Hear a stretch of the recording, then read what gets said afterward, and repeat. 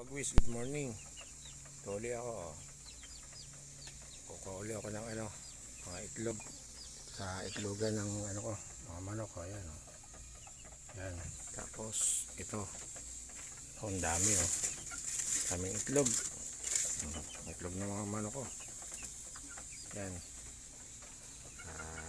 Kukuha uli ako ng mga itlog para salang uli sa kuha uli ako ng itlog para may salang uli sa incubator. At ngayong araw din